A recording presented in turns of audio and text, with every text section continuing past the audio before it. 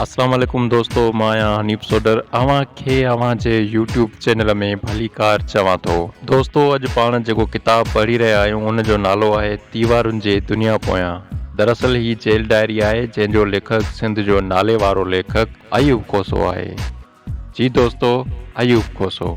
हालांकि in jail diary में लिखियल मार्च महीने जा समूरा हिसा असीं पढ़ी चुका आहियूं। अॼु पाण अप्रैल महीने जा वर्क पढ़ंदासीं। 8 अप्रैल टिपहरीअ वेले माड़ीअ में मुलाक़ात जो सॾु अचे थो। पहिरें अमानुल्लाह सुमरो वकील मिले थो जेको पंहिंजो जेल में लिखियल किताब सज़ाए मौत तोहफ़े में ॾिए थो, जंहिंमें हुन वकीलनि ते वॾा छूह चंडिया आहिनि। उनखां पोइ नौजवान कहाणीकार नसीर कुंबर अची मिले थो ऐं किताब तोहफ़े में ॾिए थो। असीं गच देर वेही ॾाढी सुठी रिहाण करियूं था। हू पुछे थो, हिन अज़ियत खे कीअं थो महसूसु करीं? आउं मुर्की चवांसि थो, नई ॻाल्हि नाहे। ताज़ो हिकु महीनो मूं सुकून में गुज़ारियो आहे, पर पोयनि 3 महीननि में मूं सुठी निंड न कई हुई। कुझु अज़ाबनि जो अहिड़ो माहौल पए मिलियो जो कॾहिं कॾहिं अधु राति खां पोइ जॻह जी सोढ़ करे निंड न ईंदी हुई। हिकु नंढी खोलीअ में 5 ॼणनि जे करे पासो मटाइणु ॾुखियो हूंदो हो। हिकु पासे ते सुम्ही निंड फिटी वेंदी हुई ऐं पोइ वेही सुबुह जे अचण जो इंतज़ारु करिणो पवंदो हो। पोइ सॼो ॾींहुं जिस्म सूर कंदो हो। पर हाणे कुझु वधीक सुकून नसीबु आहे ऐं इहा कहर इंसारीअ जी महिरबानी आहे। हाणे पढ़ियल लिखियल साथियुनि में रही इहा अज़ियत दूर थी आहे। मुलाक़ात जे वक़्त जे ख़ात्मे खां पोइ हारायल ज्वारीअ जे चहिरे जहिड़ी शाम भाकुरनि में भरे थी छॾे। रस्तनि जे आसपास कुझु हीरोनी सिगरेटनि जा आधड़ चूंडींदे नज़र अचनि था। दिलि हिकिड़े गम में लुड़ी वञे थी। सोचां थो, ही दर्द जी ज़मीन केतिरी न परे परे ताईं पखिड़ियल आहे, जंहिंमें लावारस माण्हुनि जी ज़िंदगी बेमाना बणिजी वई आहे। पोयां जिन क़ैदियुनि खे भेणूं माऊं ऐं ज़ालूं यादि कनि थियूं ऐं दुआऊं ॾियनि थियूं, उहे हिते हीरोइन जे पुठियां अजीब दरबदरीअ जे वर चढ़ियल आहिनि।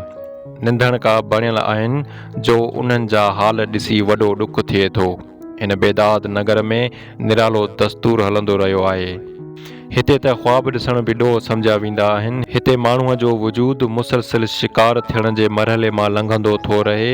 हालतुनि जे पथरनि उन्हनि खे एतिरो त संसार कयो आहे जो उहे क़बरुनि जा ॾेख थी विया आहिनि, ऐं अफ़सोस जो उन्हनि क़बरुनि ते को कुतबो बि लॻल कोन्हे। राति जो शाइरीअ जे हिकिड़े किताब खे अखियूं छुहनि थियूं। बंदि खोलीअ जी दुनिया खां ॿाहिरि राति जो असुलु चहिरो नज़र नथो अचे। वॾे पावर जे बल्बनि जी रोशनी मातम कंदे महसूसु थिए थी। कुझु महीननि खां मुकमल ऊंदाहीअ जे इसरार सां वास्तो न पवण करे इहा ख़बर नथी पवे त राति जो चहिरो कीअं आहे। क़ैदियुनि खे बुरनि हालतुनि में उजड़ियल ॾिसी उहो ई ख़्यालु थो उभिरे त ग़ुलाम क़ौम जे माण्हुनि जे अखियुनि में जेके दर्द जा नज़म ऐं नोहा लिखियल आहिनि, तिन खे को बि कानून नथो पढ़े। अयामनि खां यादगीरियुनि जूं क़बरूं खोटींदड़ माण्हुनि जे मन जो दर्द का बि कुर्सी नथी ॼाणे। सुञ में वाक़ा कंदड़ मुफ़लिस माण्हुनि जूं दिलियूं कीअं थियूं छणनि, इहा ॻाल्हि को बि धर्मी पेशवा कॾहिं बि नथो ॼाणे सघे। ऐं उहो न ॼाणण जो सान्यो जंहिं इंतिशार खे जन्मे रहियो आहे, तंहिंजो हर रूप भयानक आहे। दर्द जी ॿोॾ में कंहिं हसीन विंगस जे लोड जी यादगिरी कीअं थी रहे, इन जो अंदाज़ो रुगो 11 सालनि खां बंदि उहो क़ैदी रखी सघे थो जंहिंजी अखियुनि कंहिं औरत जी वेझड़ाई हासिल नाहे कई।